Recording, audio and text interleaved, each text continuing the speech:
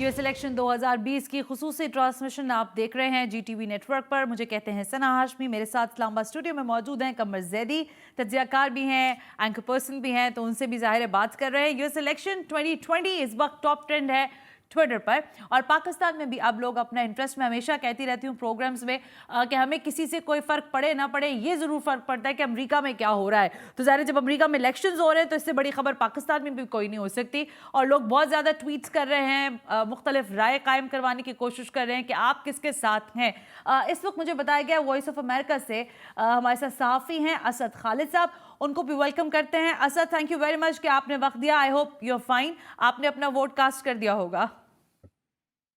Ji definitely. That's great. So Asad, क्या situation है, कैसा मूड है, लोग निकल रहे हैं? ये फैक्टर तो हमारे पास मौजूद है कि ज़ाहिर है मेल बैलेट हुआ है, लोगों ने पोस्ट बैलेट भी किया है, इस सब के बाद भी क्या टर्नआउट, वोटर टर्नआउट कैसा देखने को मिल रहा है वहां पर? वोटर टर्नआउट अगर हम सिर्फ आज के दिन पे देखते हैं तो उस तरह से नहीं मिला, उस तरह से देखने को नहीं आया। मैंने कोई 3 से 4 पोलिंग स्टेशंस सुबह से अब तक विजिट किए, लेकिन एज सच वहां पे आपको वोटर्स उस तरह से कतारों में नजर नहीं आए। सुबह सुबह जो लोग जिन्होंने वोट डालना था, सुबह क्यूज बनी कुछ, लेकिन उसके बाद वो फिजल आउट हो गई, बिकॉज एक तो पोलिंग स्टेशन के अंदर जाने के लिए सिर्फ 4 या 5 या मैक्सिमम 6 लोग, depending on which polling station we are talking about, वहां पे वो ले रहे थे। और उस पोलिंग स्टेशन में उसके बाद जब वो 5 लोग बाहर आते थे या 6 लोग बाहर आते थे, उसके बाद पूरा सैनिटाइज होता था और फिर से वोटर्स जो थे वो अंदर जाते थे। लेकिन उतनी गहमा गहमी या उतना अगर हम कंपेयर कर रहे हैं 16 के इलेक्शन से, 2016 के इलेक्शन से, तो उस तरह से हमने नहीं देखा कि इतने जो वोटर्स हैं वो बाहर निकले हों कि आज के दिन वोट डाल सकें। क्योंकि ज्यादातर अगर हम ओवरऑल देखते हैं 2016 का इलेक्शन और उसको कंपेयर करते हैं अब के टर्नआउट से, तो 70% वोटर्स जो थे उन्होंने अर्ली वोट इन फैसिलिटी जो थी उसके तहत वोट डाल दिया। तो जिसके बाद सिर्फ 30% चंक ऐसा है या उससे अगर ऊपर टर्नआउट जाता है तो वो आज हमें देखने को मिल सकता है, जिसके लिए आज जो है वो डिफरेंट पोलिंग स्टेशंस पे लोग आए भी हैं। लेकिन उसको अगर हम कंपेयर करें तो शायद यही डिफरेंस हमें आज नजर आया पोलिंग स्टेशंस पे। एक तो कोरोना वायरस की वजह से आलमी पेंडेमिक सर्टनली जो इस वक्त है उसकी, और सबसे ज्यादा इम्पैक्ट भी शायद उसका हमें यूएस में ही देखने को मिल रहा है, जिसकी वजह से केयरफुल हैं लोग। और इलेक्शन कमीशन भी सर्टनली उसके अकॉर्डिंगली रूल्स वजह कर रहा है कि किस तरह से आज के दिन में पोलिंग होगी।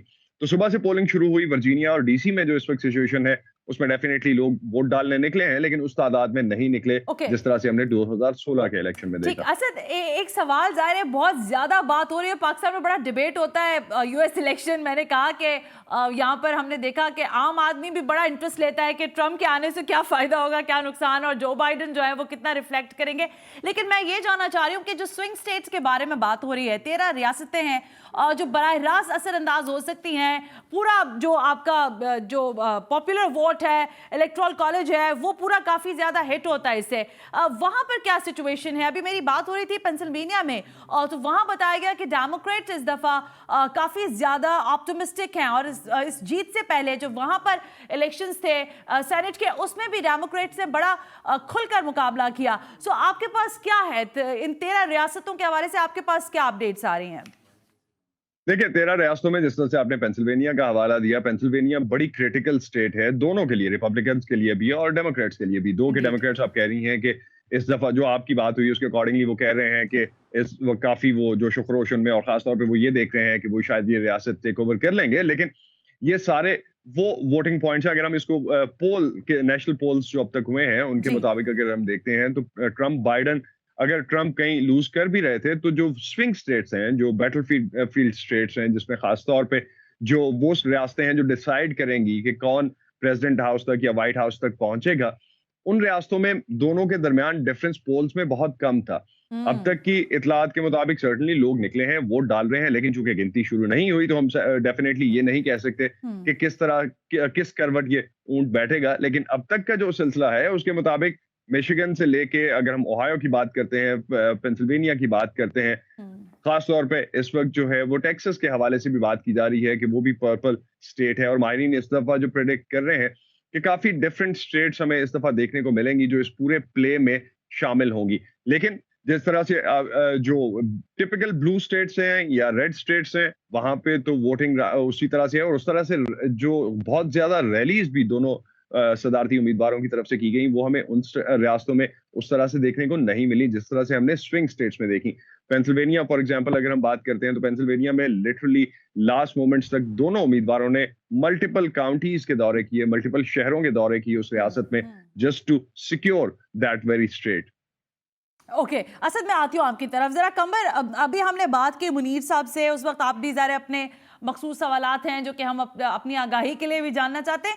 मैं आपसे ये जानना चाह रही हूँ, मैंने पहले भी शायद ये सवाल किया था, क्या वाकई हमारे लिए ये बात अहमियत रखती है कि डेमोक्रेट्स या रिपब्लिकन, ये चॉइस जब आती है सामने, क्योंकि जो नैरेटिव आता है, जो पॉलिसी आती है, वो तो अमेरिका की एक ही जैसी होती है। मैंने शुरू में बात की थी एस्टैब्लिशमेंट की, वहाँ पर भी एक खास रोल है फिर, लेकिन एक बात हकीकत यह है कि ताकत का तवाजुन है वहाँ पर। आप क्या समझते हैं कि पाकिस्तान को कितना फेवर दिखता है? क्योंकि जब बराक ओबामा साहब आ रहे थे तो कहा जा रहा था कि जी डेमोक्रेट कुछ बेहतर करेंगे पाकिस्तान के लिए, बट मोर और लेस पॉलिसी वो डू मोर वाली ही रही। एक्सटेंशन मिली ट्रंप के पहले ट्वीट से जब वो प्रेसिडेंशियल इलेक्शन ज़ाहिर प्रेसिडेंट बनकर सामने आए पाकिस्तान के लिए कि हम आपको एड देते रहे, लेकिन आपने हमें उस तरह फेवर नहीं किया।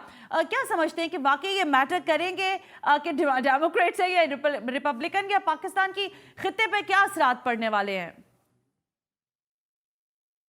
सना, ये तो बहुत अगर आप इस बात को देखें कि मेजर पॉलिसी शिफ्ट नहीं आ रहा साउथ एशियन रीजन की अगर बात करें, क्योंकि 15 साल से ये पॉलिसीज़ चल रही हैं और ज़ाहिरी बात है पाकिस्तान ज़रूरत है अमेरिका की when it comes to Afghan peace process. Pakistan facilitate कर रहा है, लेकिन उसके साथ साथ हम एक बड़ा प्लेयर देखें यहाँ पे तो चाइना है। चाइना को कंटेन करना है उन्होंने, और चाइना को कंटेन किस तरह करना है? एक ट्रेड वॉर जारी है और उस ट्रेड वॉर में देखें तो उनको चाइना से बहुत खदशात हैं। तो चाइना को कंटेन करने के लिए भारत को ऊपर लाना पड़ता है, भारत को as a play card use करना पड़ता है। और हम देख रहे हैं कि अमेरिका, जिसके अगर कोल्ड वॉर की बात की जाए तो मुखालिफ रशिया और जितने भारत के क्लोज टायर्स थे, तो ये वक्त के साथ तब्दील होते हैं। अब मुख्तलिफ डायनामिक्स हैं और हम ये देख रहे हैं कि जो अमेरिका जो है वो भारत के क्लोज इसलिए आ रहा है कि चाइना को कंटेन वहां पे करना है। हमारे पास जो प्लेइंग कार्ड है वो अफगान पीस प्रोसेस है, हम उसमें फैसिलिटेट भी कर रहे हैं। सदर डोनाल्ड ट्रंप ने वादा भी किया था कि फोर्सेस का इनखला होगा, उनका इलेक्शन में भी स्लोगन था ये कि हम अफगान पीस प्रोसेस की। अब वो डील हो गई है, लेकिन इस डील अभी जो हमारे पास प्लेइंग कार्ड की मैं बात कर रहा था, हमारे पास ऑप्शन ये है कि अभी वो डील फाइनलाइज तो हो गई है लेकिन उसमें बहुत ज़्यादा मुश्किलात आ रही हैं। मतलब तालिबान नहीं अगर बात करी जाए तो तालिबान और उनकी हुकूमत के दरमियान मुज़ाकरात नहीं तय पा रहे हैं, और उसके बाद मुज़ाकरात होते हैं फिर मुख्तलिफ शराइत रख दी जाती हैं। कैदियों के हवाले से शराइत रखी गई कि पहले जब तक प्रिजनर्स नहीं रिहा करेंगे तब तक ये डील आगे नहीं चलेगी। लेकिन फिर हम देखते हैं वक्तन वक्फा वक्तन प्रोसेस आगे बढ़ रहा है, लेकिन पाकिस्तान की ज़रूरत तो रहेगी अमेरिका को। अब ये देखना है कि ट्रंप अगर री इलेक्ट होते हैं तो उनकी पॉलिसीज क्या होंगी अफगान पीस प्रोसेस के हवाले से, और जो बाइडेन होते हैं तो उनकी क्या होंगी पॉलिसीज। जो बाइडेन की अगर बात की जाए तो कंपैरेटिवली मुझे बेटर कैंडिडेट इस वजह से नजर आते हैं पाकिस्तान के इस खित्ते पे वो अबूर रखते हैं और इस खित्ते के हवाले से तमाम मामलात से बाखूबी वाकिफ हैं, और ओबामा के वाइस प्रेसिडेंट भी रहे हैं, तो ओबामा के टेन्योर में वो तो एक उनके जो पॉलिसीज हैं वो यहाँ पे भी अगर पाकिस्तान में बात की जाए, यहाँ पे गवर्नमेंट के जितने भी ऑफिशियल्स हैं उनसे जब हमारी बात हुई, क्योंकि ये एक डिबेट थी, इतना बड़ा इलेक्शन हो रहा है, प्रेसिडेंशियल कैंडिडेट्स के हवाले से लोगों के दरमियान भी ये राय थी कि कौन सा फेवरेट है, किसकी तरफ जाना चाहिए, पाकिस्तान को इसमें गेनिंग पोजीशन क्या है, पाकिस्तान के लिए क्या फायदेमंद होगा। तो ज्यादातर जो राय देखने में आई है वो डेमोक्रेट के जो बाइडेन के हवाले से आई है। और दूसरी बात यह है कि मैं इस वजह से भी जो बाइडेन की स्ट्रेटेजी जो है ह्यूमन राइट्स के हवाले से, डेमोक्रेट्स की अगर तारीख देखी जाए तो वो ह्यूमन राइट्स पे बात करते हैं, और कश्मीरियों का मसला खसूसन ह्यूमन राइट्स से रिलेटेड है, इंसानी हकूक से रिलेटेड है, और इस हवाले से जो है जो नायब सदर के उम्मीदवार हैं आपके साथ वापस आते हैं। कंवर, मुझे इस वक्त कराची स्टूडियो में सीनियर जर्नलिस्ट हैं, प्रोग्राम करते हैं GTV की स्क्रीन के साथ, मंसूर खान साहब ने भी ज्वाइन कर लिया। मंसूर साहब, थैंक यू वेरी मच कि आप भी तशरीफ लेकर आए। और और ज़ाहिर है आपसे भी यूएस इलेक्शन के हवाले से बात होगी। मेरे साथ असद है। असद, मुझे जरा ये बताएं कि इस वक्त क्या टाइम हो रहा है अमेरिका में, आप कौन सी स्टेट में, और दूसरा ये कि क्या ये वही टाइम तो नहीं है जब काउंटिंग के बाद ये पता चलना शुरू हो जाता है कि जो बाइडेन या डोनाल्ड ट्रंप, व्हाइट हाउस का दरवाजा किसके लिए खुलेगा? क्या ये टाइम करीब आता जा रहा है असद? नहीं, ये टाइम तो शायद हमें इस दफा इंतजार करना पड़ेगा। ये तो शायद हफ्ता 10 दिन तक भी बात जा सकती है, क्योंकि इस वक्त जो सिचुएशन है, अगर हम ओवरऑल देखते हैं कि मेल इन बैलेट जो है उसको काउंट करने के लिए काफी लंबा टाइम शायद चाहिए होगा। वोटिंग आज के दिन में जो होनी थी वो तो शायद कंप्लीट हो गई है, या कुछ स्टेट्स में होगी। 10 बजे तक रात को नेवाडा में फॉर एग्जांपल बिल्कुल लास्ट पे वोटिंग होगी। मैं वॉशिंगटन डीसी में हूँ, अमरीकी दारुल हुकूमत है, तो यहाँ पे वोटिंग जो है वो 7 बजे तक है। 7 बजे के बाद जो सबसे पहले रिजल्ट्स आना शुरू होंगे वो शायद इंडियाना से आएंगे, उसके बाद हम केंटकी जाएंगे, या छोटी स्टेट्स जो हैं उनकी तरफ से जिनके पास कम नंबर ऑफ वोटर्स हैं, और सबसे बढ़ के उनके पास टाइमिंग्स भी है जो है 6 बजे तक जिनके टाइमिंग्स हैं, तो 7 बजे तक शायद। अभी इस वक्त यहाँ पे 4:15 हुए हैं, और शाम के अब इस वक्त तक हम शायद नहीं कह सकते कि कोई भी वोटिंग रिजल्ट्स को हम लुक अपॉन कर सकते हैं।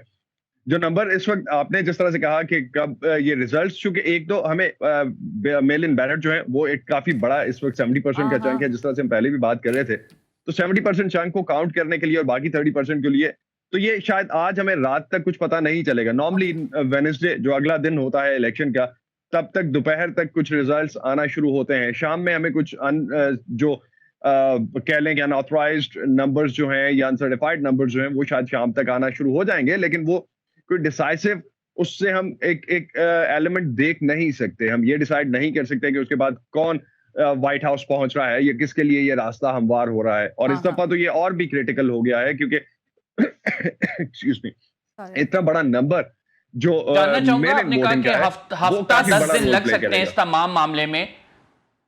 जी असद, आपने कहा कि हफ्ता 10 दिन लग सकते हैं इस तमाम मामले में कि किसके लिए व्हाइट हाउस के दरवाजे खुलेंगे, तो ये हफ्ता 10 दिन का टेन्योर ये कितना कंट्रोवर्शियल कर देगा इस इलेक्शन को, क्योंकि डोनाल्ड ट्रंप इस हवाले से पहले ही स्टेटमेंट दे चुके हैं।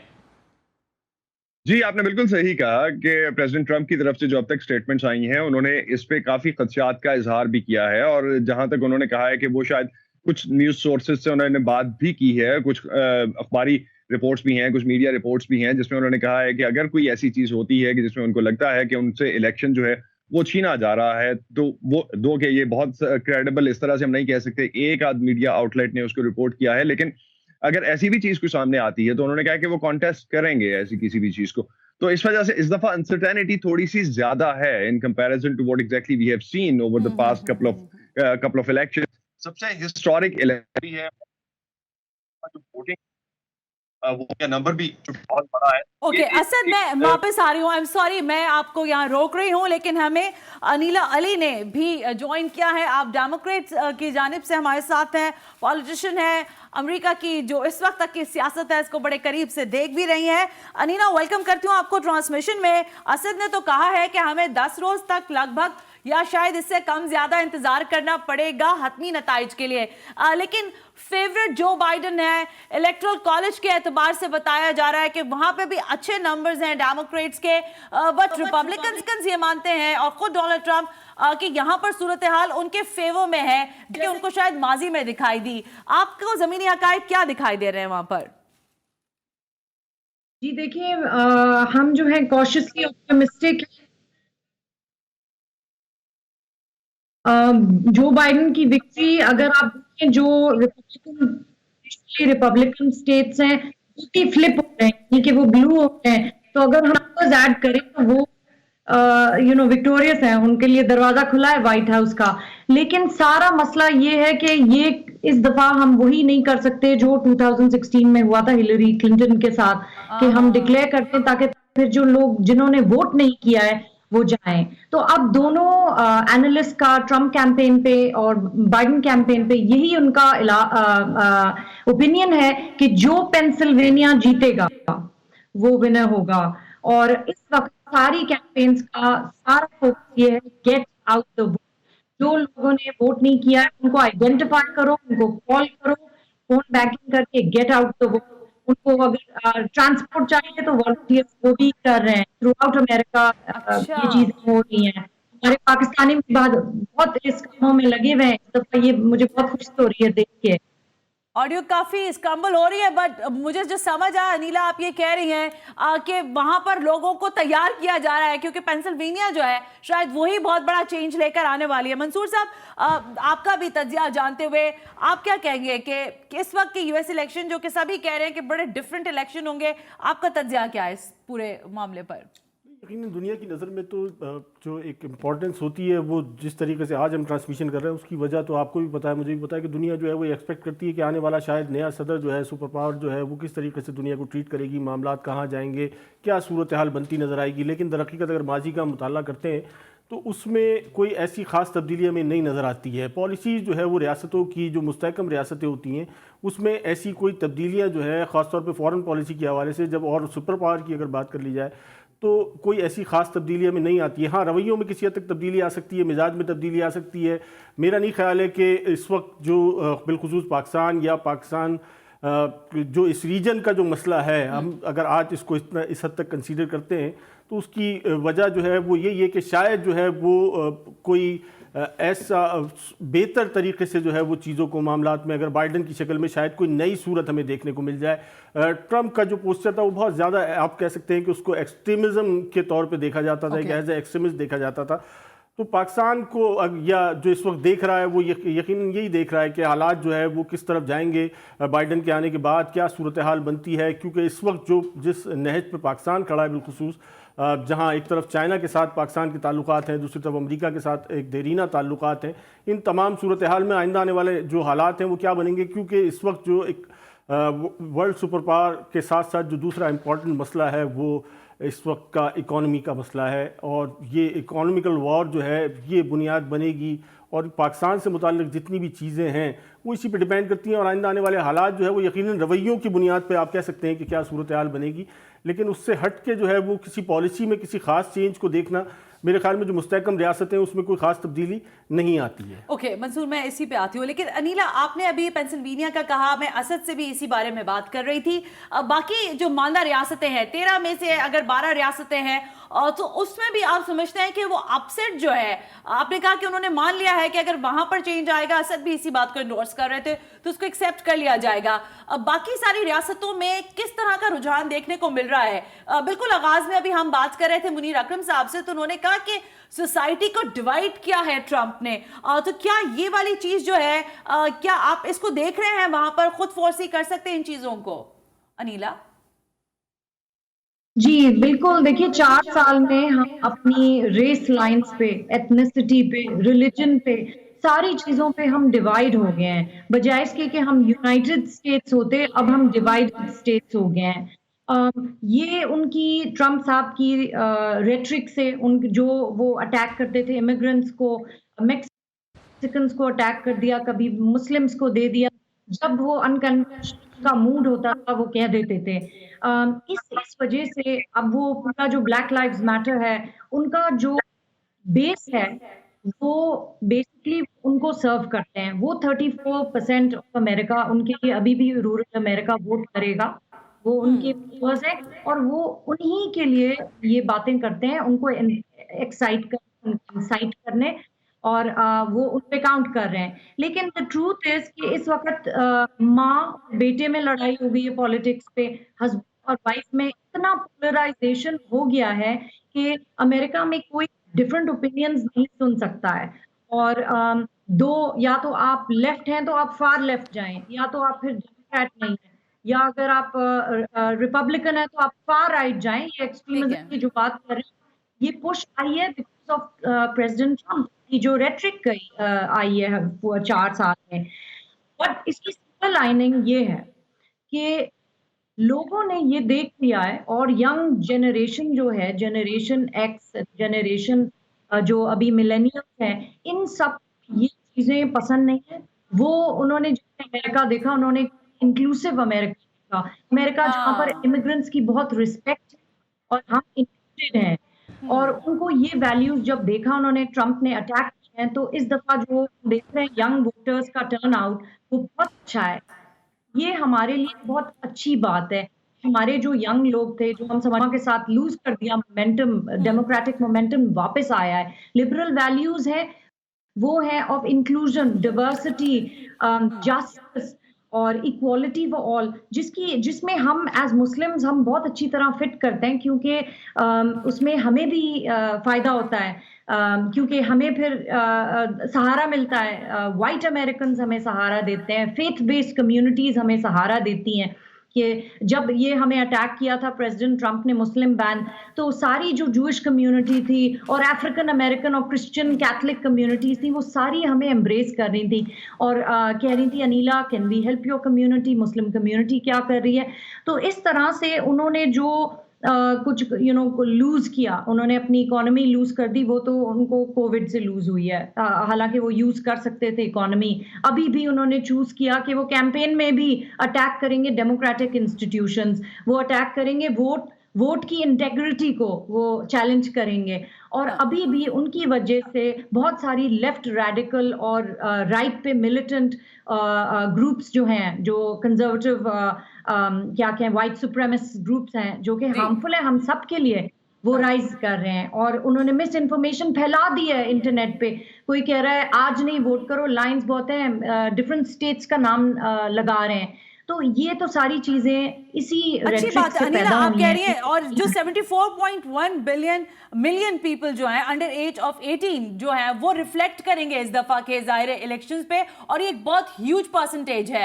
असद, जो बात अनिला कर रही है, मैंने शायद शुरू में कहा था, आप हमारे साथ उस वक्त नहीं थे, जो रेड नेक वाली एक बात मैंने कही थी, गो के शायद इसको लोग उतना अच्छी तरह एब्जॉर्ब ना करें, लेकिन जो बात अनिला कह रही है, मैंने कुछ पढ़ा मुख्तलिफ आर्टिकल्स में कि देही इलाकों की तरफ या अनएजुकेटेड अमेरिकन या रेडनेक अमेरिकन जो हैं वो ट्रंप को इंडोर्स करते हैं और ट्रंप पॉलिसीज को आगे लेकर चलना चाहते हैं। आप मुझे बहैसियत सहाफ़ी भी बताइए कि वहां पर क्या ऐसे मुहर्रिकात हैं जिसकी वजह से ये इस तरह के जज्बात जो हैं वो सामने देखने को मिल रहे हैं। जी सना, जिस तरह अनिला को मैं सुन नहीं पाया तो I really won't be able to comment कि उन्होंने क्या कहा, लेकिन जो आपने कहा है उसके अगेंस्ट जो मिड वेस्ट स्टेट्स हैं फॉर एग्जांपल, जहां पे जिस तरह आप रूरल एरियाज की तरफ इशारा कर रही हैं, वहां पे सदर ट्रंप की सपोर्ट बहुत ज्यादा है और वो हमें डिफरेंट तरीकों से, पोल से भी और अदरवाइज भी देखने को मिलती है। क्यों ज्यादा है? क्योंकि एक तो सदर ट्रंप ने जो पिछले इंतखाबात में भी नारा दिया था और उसके अकॉर्डिंगली उन्होंने कुछ हद तक काम भी किया, जिसपे ये कहा गया कि वो अमेरिका में नौकरियां वापस लेके आएंगे। तो economy is certainly playing a vital role, और एग्रीकल्चरल इकोनॉमी है क्योंकि एग्रीकल्चरल बेस है इस साइड पे, जो जिन रियासतों की हम बात कर रहे हैं, तो वहां पे सदर ट्रंप का वोटर बेस बड़ा है, कम नहीं हुआ अब तक के। जितने भी माहिरीन के सर्वेज हैं, अगर हम खासतौर पे कंजर्वेटिव माहिरीन से बात करते हैं, तो उनका यही कहना है कि वहां पे उनकी वोटर बेस जो है वो जो पुरानी बेस थी वो तो रही है, उसके साथ एड ऑन किया है उन्होंने। अब ये तो हमें इलेक्शन के नताइज देख के ही अंदाजा होगा कि किस तरह वो चीजें रिफ्लेक्ट करेंगी वोट्स में, लेकिन डेफिनेटली जो मिड वेस्टर्न स्टेट्स हैं और खासतौर पे जो पुरानी रेड स्टेट्स हैं, ये रिपब्लिकन स्टेट्स हैं, they are still with Trump as per different polls और एज पर डिफरेंट एक्सपर्ट्स। ठीक है, मंसूर साहब आप क्या कहिएगा? अभी आपने कहा कि ज़ाहिर इकोनॉमी बहुत ज़्यादा एक इम्पॉर्टेंट है, फिर हम देख रहे हैं कोविड के इश्यूज की वजह से इलेक्शंस में वो वाली चीज़ शायद नहीं देखने को मिल रही है, लेकिन बराह रास्त जब हम खित्ते की बात करते हैं और काफ़ी देर से हम इस तस्करे को साथ लेके बैठे हैं कि हमें ये देखना है कि ये इंतखाबात हमारे खित्ते के लिए कितनी अहमियत रखेंगे और वो जो पॉलिसी का आप लफ्ज़ बार बार इस्तेमाल करते हैं हम, वो पाकिस्तान में किस तरह ट्रिकल डाउन इफेक्ट डालेंगी, ज़रा उस पर मुझे थोड़ा सा बताइए। देखिए, पाकिस्तान इस वक्त सूरत हाल से गुजर रहा है, इस तमाम तर सूरत हाल में बिलखुसूस पाकिस्तान के अमरीका से ताल्लुकात, क्योंकि देरीना ताल्लुकात थे और बिल्कुल अफगानिस्तान के हवाले से जो है वो बहुत ज़्यादा पेशरफ्त का अभी भी जो है वो एक मामला है जिसमें पाकिस्तान का अपना एक प्रॉपर रोल है। और अफगानिस्तान में जिस तरीके से अमेरिका के जो सूरत हाल बनी है, जिस तरीके से अमेरिका आज भी इंटैक्ट है, और कहीं ना कहीं ये समझा जाता है कि अमेरिका के चले जाने से अगर अफगानिस्तान में सूरत हाल ख़राब होती है तो उसका भी एक बड़ा वाज़े इम्पैक्ट जो है वो पाकिस्तान पे आता है। दूसरी तरफ चाइना का एक बड़ा वाज़े रोल है, ख़ासतौर पे CPEC के हवाले से हमने देखा, अमरीकी बड़े वाज़े बयानात भी हैं। उसके साथ साथ हम इसको भारत को किसी सूरत में भी जो है वो इस तमाम सूरत हाल में रूल आउट नहीं कर सकते। पाकिस्तान जो 4 दहाइयों से एक पाकिस्तान का एक नुक्ता नज़र था, पाकिस्तान का एक रोल रहा है अफगान वॉर के साथ, इस सारी सूरत हाल में आज हमें ऐसा महसूस होता है कि भारत बड़ा वाज़े तौर पे इसी जो एक पाकिस्तान का जो किसी हद तक रोल था, आज वही किसी किस्म का रोल जो है वो भारत प्ले कर रहा है। एक एग्रेसिव मूड है, कभी लद्दाख की सूरत में आपको दिखता है, कभी कश्मीर की सूरत में आपको दिखता है। मतलब ये वो एग्रेशन है जो यकीनन अमरीकी पुष्पनाई पे जो है वो हमें बड़ा वाज़े तौर पे नज़र आता है। यानी कि खित्ते में जो है वो, अगर आपको इस खित्ते में इसको स्टेबलाइज करना है, इसमें बेहतरी लेकर आनी है, तो ये वो तमाम महर्रिकात हैं। पाकिस्तान क्योंकि एक दावेदार है कि पाक चाइना दोस्ती का एक देरीना दावेदार भी है इस तमाम तर सूरत हाल में, लेकिन अमरीकी जो मौक़िफ़ है वो बड़ा वाज़े है। जो बाइडन के आने से मेरा नहीं ख्याल कि किसी किस्म की कोई तब्दीली जो है वो पॉलिसी में आएगी, इल्ला ये कि वो रवैयों में जो है वो किसी हद तक तब्दीली आ सकती है। और अगर ट्रंप रहते हैं तो वही जो एक एक्सट्रीमिज़म का मूड है, जो एक एक्सट्रीमिस्ट मूड है, या भारत की जिस तरीके से मूव है, यानी कि इस वक्त जो मौजूदा खित्ते में जो खलफिशार है वो मेरा नहीं ख्याल है कि किसी सूरत भी जो है वो कम होगा। अगर बाइडन के बाद जो है वो सूरत हाल ये हो सकता है कि चीज़ों को जो है वो शायद किसी बेहतर तरीके से, किसी खुशउस्लूबी से जो है वो आगे लेके चला जाए। Okay Qamar, how you see, अभी आपने अनीला की गुफ्तगू भी सुनी है, असद भी बता रहे हैं कि वहां पर सूरत हाल उस नौयत की है, कुछ रेड के हवाले से उन्होंने बात की है, उन एरियाज में ज़ाहिर है ट्रंप पॉपुलर है। अनीला कह रही हैं कि डिवाइड पॉलिसी के ऊपर जो यंगस्टर का वोट है वो बड़ा इफेक्ट डालेगा। आप कैसे देख रहे हैं? और दूसरी बात जो तस्करा मंसूर साहब कर रहे हैं इकोनॉमी पैरामीटर्स के ऊपर, वहां पर आप कैसे देख रहे हैं कि पाकिस्तान कितना असरअंदाज होगा? देखें सना, जो इकॉनमी की अगर बात करें तो जो ट्रंप की पॉलिसीज़ हैं वो कंपैरेटिवली बेटर हैं। अगर बात की जाए 3.5 जो है अनएम्प्लॉयमेंट रही है, और गुज़िश्ता 5 साल की अगर बात की जाए तो ये सबसे कम है जो 3.5 का फिगर आया है। और इसके तीसरी सहमाही की बात की जाए तो जीडीपी 7.4 क्रॉस की है, बड़ा अच्छा ये फिगर है। और वॉइस ऑफ अमेरिका ने ये रिपोर्ट शाया की हुई है उनके जो कॉमर्स डिपार्टमेंट से पूछ के, वो मैंने रीड की। तो बाकायदा तौर पर अगर देखा जाए तो इकॉनमी बूस्ट कर रही है, लेकिन जो ट्रंप साहब को जो क्रिटिसिज्म मिल रहा है वो कोरोना के हवाले से पॉलिसीज जो उनकी हैं उस पर क्रिटिसिज्म ज़्यादा मिल रहा है। और वो क्रिटिसिज्म इस वजह से है कि वैक्सीन की तैयारी के हवाले से बहुत सारी ऐसी अदविया साज कंपनियां जो इजाज़त चाह रही थी उनको इजाज़त नहीं दी गई। और इसके अलावा रेगुलेट करने के हवाले से, कोरोना वायरस के हवाले से जो पॉलिसीज दी गई हैं उस पर डेमोक्रेट्स ने बड़े पॉलिटिक्स प्ले किया और उस पर जो है बड़ा गेन भी किया है। क्योंकि बज़ाहिर देखा जाए अगर हम माजी में जाएं तो ट्रंप साहब ट्वीट भी करते हैं, प्रेसिडेंट ट्रंप की जानिब से ट्वीट्स आ रही हैं जिसमें वो WHO को क्रिटिसाइज कर रहे हैं, हम कह रहे हैं हम इनकी एड बंद कर देंगे।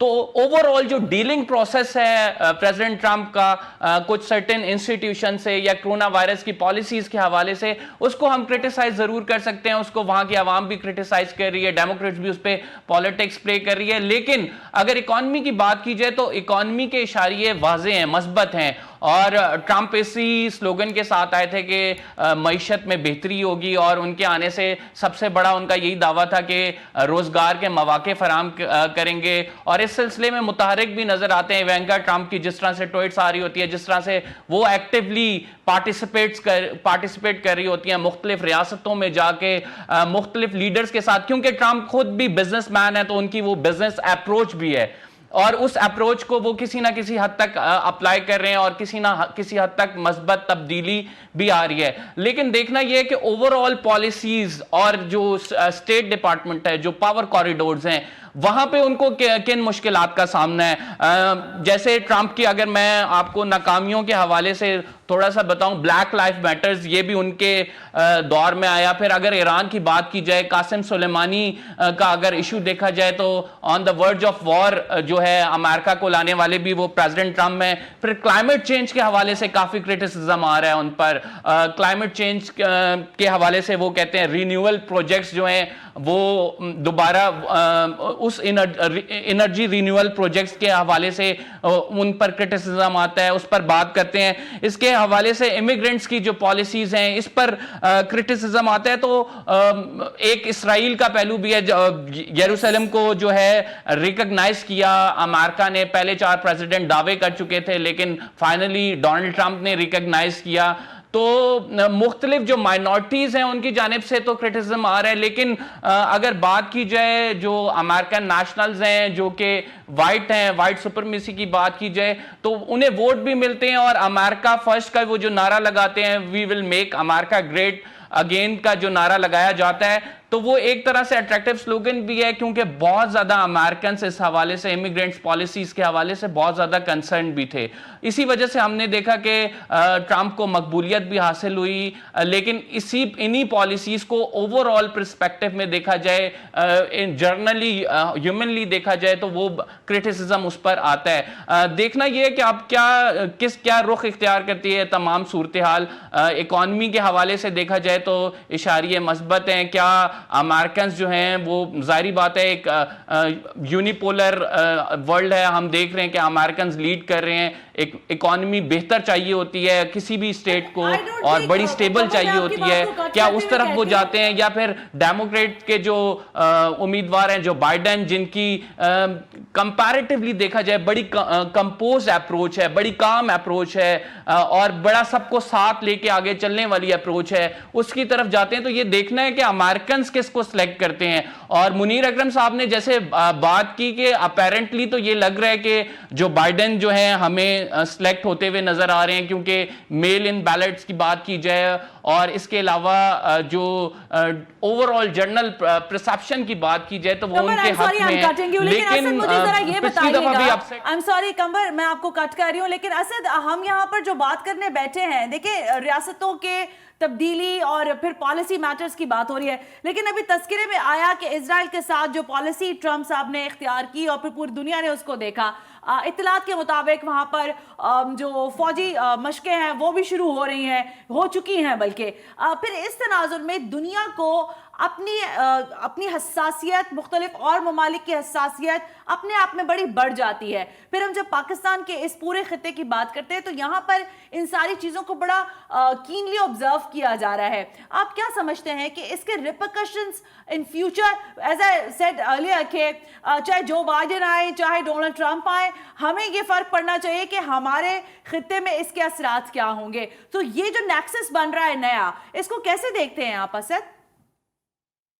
जी, अगर I am not in a position to comment as an analyst, but अगर जिस तरह से आपने इसको कहा, जो मेजर अचीवमेंट्स हैं जो प्रेसिडेंट ट्रंप ने अपनी कैंपेन में हाईलाइट भी की, और खासतौर पे वो उनकी इससे पहले जो इलेक्शन कैंपेन थी 2016 वाली, उसमें भी उन्होंने ये चीजें कही कि एक तो उन्होंने मिड ईस्ट में पीस प्रोसेस के नाम से अब्राहम अकॉर्ड जो हमने देखा, जिसमें यूएई और इजराइल के जो रेगुलर टाइज हैं वो बने, सूडान उसमें शामिल हुआ, बहरीन उसमें शामिल हुआ, और ये सारा कुछ माहिरीन का कहना है कि सर्टनली खत्ते की बड़ी ताकतों के बगैर, आशीर्वाद के बगैर या उनकी अप्रूवल के बगैर शायद नहीं हो सकता था। तो सर्टनली एक मेजर रोल प्ले किया यूएस ने इस हवाले से भी। नॉर्थ कोरिया पे जिस तरह से क्रिटिसिज्म रहा नॉर्थ कोरिया की पॉलिसी पे, सदर Trump was the first person जिन्होंने उस जमीन पे कदम रखा और नॉर्थ कोरियन लीडर से मुलाकात भी की। और इसके अलावा ईरान के हवाले से वो कहते हैं कि उन्होंने जो जवाब देना चाहिए था उस खित्ते में, उस जमीन पे, जब उनके एरियाज पे अटैक हो रहा था या उनके इंस्टॉलेशंस पे अटैक हो रहा था इराक में, अमेरिकन एम्बेसी पे, या इस तरह के जो हमले हुए, उन्होंने बिफिटेड रिस्पॉन्ड किया उस चीज को। तो ओवरऑल अफगानिस्तान के हवाले से भी जो पीस एग्रीमेंट है, ये जो विड्रॉल है ट्रूप्स का, वो भी उनके इसी तरह से क्रेडिट में जाता है। डिफरेंट एनालिस्ट जो हैं वो इसी हवाले से बात करते नजर आते हैं। तो मेनली अगर हम नॉर्थ कोरिया को देखते हैं या उसके बाद मिड ईस्ट की जो इक्वेशन है वो चेंज होती है, उसको देखते हैं, अफगानिस्तान है, उसके बाद ब्रिंग फोर्सेस होम जिसमें उन्होंने ट्रूप्स विड्रॉल था।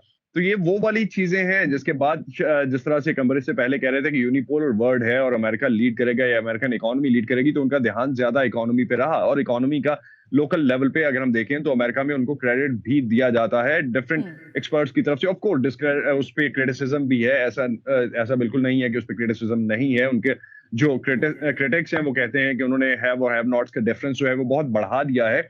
लेकिन एट द सेम टाइम अगर हम ओवरऑल नंबर्स को देखते हैं जो सामने आए हैं, तो उसके मुताबिक यूएस इकोनॉमी पैंडेमिक से पहले लोएस्ट अनएम्प्लॉयमेंट नंबर्स पे थी, जो कंबर ने भी रेफरेंस दिया। और उसके बाद जो तकरीबन 35 से 40 मिलियन लोग बेरोजगार हुए अमेरिका में इस पैंडेमिक के दौरान, उनको स्टिमुलस पैकेज के तहत पैसे भी दिए गए, वीकली बेसिस पे, बाय वीकली बेसिस पे पैसे दिए गए उनको। और उसके अलावा जो इस वक्त सिचुएशन बन रही है कि रिकवरी का प्रोसेस भी उसी तरह से है, उसमें से जो 40 मिलियन लोग बेरोजगार हुए, शायद इस वक्त 12 से 15 का नंबर या 18 का नंबर डिफरेंट वीक्स में हमें वो डिफरेंट नंबर देखने को मिलता है, लेकिन एटलीस्ट वो हाफ जरूर हो गया है उससे जो पैंडेमिक के पीक पे यहाँ पे था।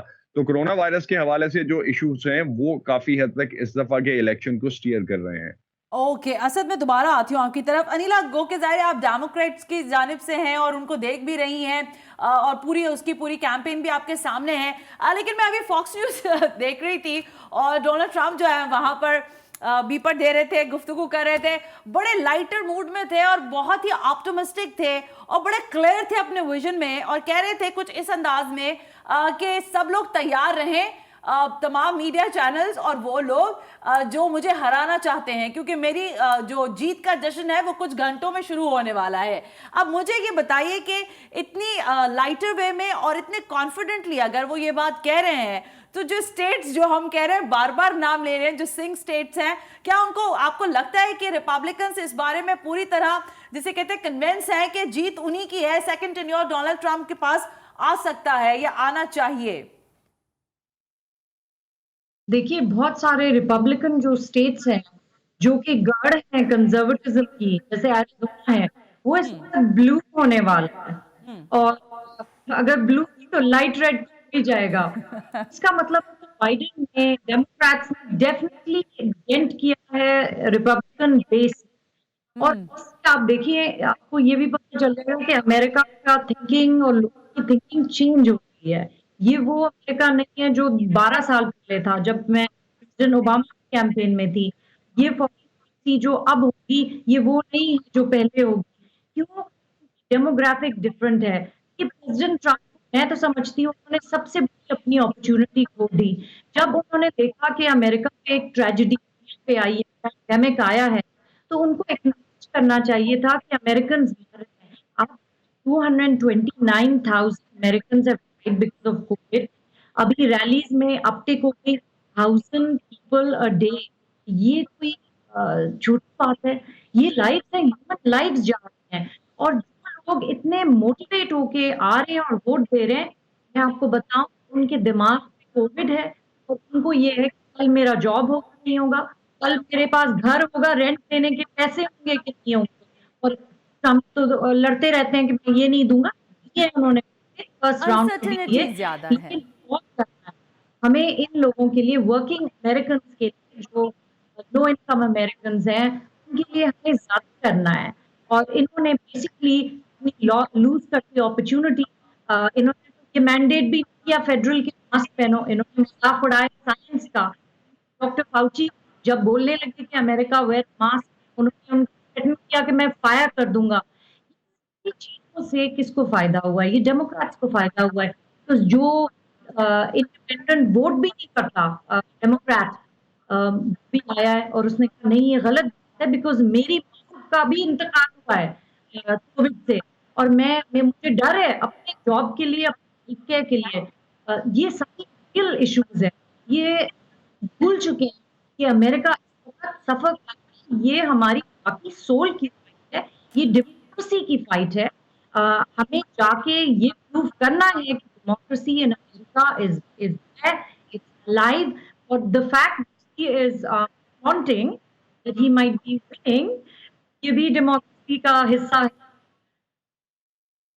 आई एम सॉरी, ठीक है अनिला, आपका लास्ट वर्ड मेरे पास नहीं आ सका, बट आई कैन अंडरस्टैंड जो आप बता रहे हैं कि वहाँ ज़ाहिर है अनसर्टेनिटी ज़्यादा है जिसका पूरी तरह से फ़ायदा मिलेगा डेमोक्रेट्स को, जो कि अभी तक शायद आपको ग्राउंड रियलिटी में दिखाई भी दे रहा है। मंसूर साहब, ये दोनों तज्जिए जो वहाँ से आए हैं, इसके तनाजुर में आपका तज्जिया क्या कहता है?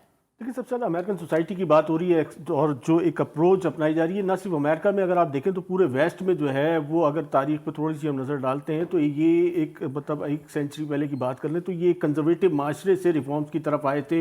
ये इस्लाहात करके अपने आप को जो है बेहतर जो है वो प्रेजेंट कर रहे थे। अब गुज़िश्ता 1 दिहाई से अगर आप चले जाएं, 1-1.5 दिहाई की अगर हम जिक्र कर लेते हैं तो सूरत हाल मुख्तलिफ हो गई है। इस वक्त आप पूरे वेस्ट में देखें, अमेरिका में अगर देखें या पूरी दुनिया में अगर आप देखें तो ये एक्सट्रीमिज्म जो है वो बिक रहा है, ये इंतहा पसंदी बिक रही है। ये वही वेस्ट का माशरा है जहां आज से अगर आप 10-20 साल पहले चले जाएं, 30 साल पहले चले जाएं तो वहाँ इस किस्म की गुफ्तगू करना, वो अपने आप को जो पोर्ट्रे करते थे वो आपको इंसानी बुनियादों पे बेचा करते थे, वो अपने आप को एक बेहतर माशरे के तौर पे बेचा करते थे। आज ये वही वेस्ट है कि जहाँ पर एक्सट्रीमिज्म बिक रहा है। बात की जाती है कि ऐसी स्टेट्स मौजूद हैं जहाँ पर जो है वो आप कह लें कि कम फहम लोग, कम पढ़े लिखे लोग, ऐसे लोग मौजूद हैं।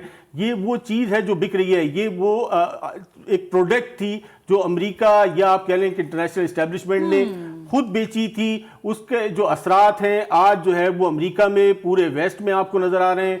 उसके अलावा अगर आप देख लें, ये वो तजर्बा है जो पाकिस्तान, अफगानिस्तान, इराक पर जो है वो किया गया, लेकिन आज उसके रिप्लिकेशंस जो है वो आज अमेरिका में भी दिखाई दे रहे हैं, आज आपको भारत में भी दिखाई दे रहे हैं। यानी कि जिस तजर्बे से, जिन तजर्बात से हम गुजरे हैं, उससे सबक हासिल करने के बजाय आज दुनिया उसी एक्सट्रीमिज्म की तरफ है। आज आपको यूके में भी जो है वो ऐसे एक्सट्रीमिज्म के मुजाहरे नजर आते हैं, आपको अमेरिका में भी जो है वो ऐसी चीज़ें नजर आती हैं, न्यूजीलैंड में भी ऐसे वाक़यात नजर आते हैं। ये वो चीज़ है जो एलिमेंट आप बेचने आए थे आज आपके घर में है। आज आप उसकी बुनियाद पर जो है वो इस इलेक्टोरल जो प्रोसेस है इस पर जो है वो आप कैंपेन कर रहे हैं। ये वही वेस्ट है कि जहाँ पर इन चीज़ों पर जो है वो बात करना मुनासिब नहीं समझा जाता था, वो अपने आप को इंतहाई सोफिस्टिकेटेड जाहिर किया करते थे। आज सूरत हाल बिल्कुल मुख्तलिफ हो चुकी है। जो आप किसी के घर में जो है वो लगाने जा रहे थे, आज वो आपके घर में बिक रही है। ये है वो सूरत हाल। तो ये माशरा चेंज हो रहा है, ये एक इर्तिकाई अमल है, और जो आपने बेचा था आज आप वो काट रहे हैं। मतलब ये चीज़ें आगे बढ़ेंगी, और ऐसा नहीं है कि ट्रंप के चांसेस जो है वो, ट्रंप यकीनन इन्हीं बुनियादों पे, इन्हीं चीज़ों पर, ये एलिमेंट ट्रंप की सूरत में नहीं, किसी और सूरत में, अमेरिका में नहीं, पूरे वेस्ट में, भारत में आपको ये चीज़ दिखेगी। मतलब अगर हम भारत की भी बात कर लें तो वहां पर भी जो है वो लिबरलिज्म बिकता था, वो एक डेमोक्रेटिक कंट्री के तौर पे जो है वो जाना जाता था। आज आप भारत की शक्ल देखें कि वहां जो माइनॉरिटीज के साथ हो रहा है, या ट्रंप जो अमेरिका में जो माइनॉरिटीज के साथ कर रहे हैं, जो इमिग्रेंट्स के साथ कर रहे हैं, ये इंसानी माशरे का जो तस्वुर है उससे जो है वो मुतजाद चीजें हैं जिनको ये कल तक मायूब समझा करते थे। एग्रीड। कंबर, वन नोट पे आपने मुझे बताना है कि आपका वोट डेमोक्रेट का है या रिपब्लिकन का? नाम सिर्फ लेना है, तमहीद नहीं बांधनी।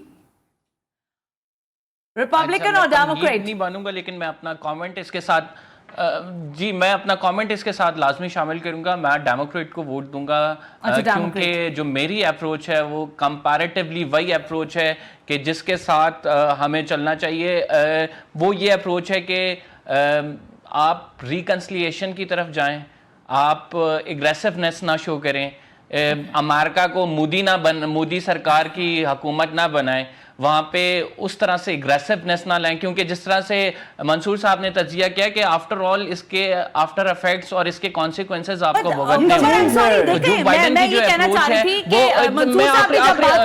मैं सना आखिरी मेरा कमेंट ले लें। जो बाइडेन की जो अप्रोच है, जो उन्होंने कहा कि पेरिस पीस डील जो एग्रीमेंट था कार्बन एमिशंस के हवाले से, क्लाइमेट चेंज के हवाले से, वो उसे रिविजिट करेंगे। अमेरिका सिग्नेटरी था, निकल गया, लेकिन अब वो उसे रिविजिट करेंगे। ईरान पीस डील के हवाले से उन्होंने कहा वो उसे रिविजिट करेंगे। जो बाइडेन अगर आए तो ये मुआहिदा दोबारा से देखा जाएगा, और वो ईरान के लिए शाम सुबह 6 बजे तक बैठते हैं। कमर, हम कहीं नहीं जा रहे, सो होल्ड योर हॉर्सेस, हम वापस आ रहे हैं आपकी तरफ। वेल असद, आपसे पूछना चाहिए या नहीं, फिर भी आप बता दें, वोट फॉर रिपब्लिकन और Democrats? I'm really not in a position to comment on this, of course, क्योंकि इसमें डेफिनेटली वो एक exactly वो बायपार्टिजन पॉलिसी हमारी उसके अगेंस्ट जाएगा, बट सर्टनली इस वक्त डिपेंड करता है। मेरे वोट से ज्यादा जो इम्पोर्टेंट है वो ये है कि अमेरिकी अवाम किसको वोट देते हैं और किसको आगे लेके आते हैं व्हाइट हाउस के लिए, क्योंकि काफी वाइटल इलेक्शन है। अनिला, आपसे तो पूछने की जरूरत ही नहीं है, you're very much with the Democrats. Well, definitely agree. और मंसूर साहब, आपको क्या लग रहा है? लेकिन एक नया चेंज देखना चाहेंगे। Change means the Democrats, okay. लेकिन जो लोगों से आज मेरी यहाँ कराची में और इस्लामाबाद में और लाहौर में बात हुई है, वो कह रहे हैं, आई डोंट नो किन पैरामीटर्स पे कह रहे हैं, बट रिपब्लिकन्स के बारे में कहा जा रहा है कि वो फेवरेट भी है और इलेक्टोरल कॉलेज भी शायद उसको कहीं ना कहीं क्वेश्चन कर जाएगा। वेल लेट्स सी क्या होता है क्या नहीं होता। फॉक्स न्यूज मेरा ख्याल है लेकिन तैयार है रिपब्लिकन्स को जितवाने के लिए। लेट्स सी कि बाकी सारा क्या मामला होता है, और जाहिर है लोग चेंज मांगते हैं, चेंज आएगा। यूएस इलेक्शन के रिपरकशंस, उसके फ्यूचर और फिर खित्ते में उसके असरात के हवाले से हमारी ये खुसूसी ट्रांसमिशन सिलसिला अभी जारी और सारी है। असद आपका बहुत बहुत शुक्रिया, अनीला अली आपका भी बेहद शुक्रिया। यहाँ एक ब्रेक शामिल करते हैं, ब्रेक से वापस आकर कंटिन्यू करेंगे।